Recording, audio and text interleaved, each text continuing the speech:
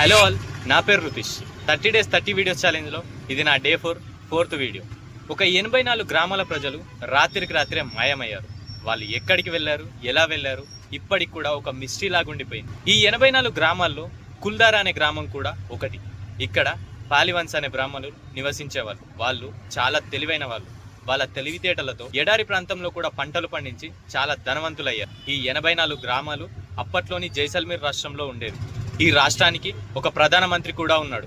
అతని పేరే సలీం సింగ్. ఈ సలీం సింగ్ కి కుల్దారా అనే గ్రామంలో ఒక అమ్మాయి చాలా బాగా నచ్చింది. తనని పెళ్లి చేసుకోవాలనుకున్నాడు. కానీ ఈ విషయం అక్కడి బ్రాహ్మణులకి నచ్చలేదు. ఈ విషయం తెలుసుకున్న సలీం సింగ్ ఈ 84 గ్రామాలపైన అధిక పన్ను వసూలు చేయడం మొదలుపెట్టాడు. అతని పన్ను కట్టలేక అక్కడి నుండి ఈ ప్రజలందరూ వెళ్ళిపోయారని చెప్పి కొందరు అనుకుంటూ ఉంటారు. మరికొందరేమో ఈ 84 గ్రామాలు ఎడారి ప్రాంతంలో ఉన్నాయని, అక్కడ వాళ్ళకి తాగడానికి కూడా నీళ్లు దొరకక అక్కడి నుండి వెళ్ళిపోయారని మరికొందరు చెప్తూ ఉంటారు.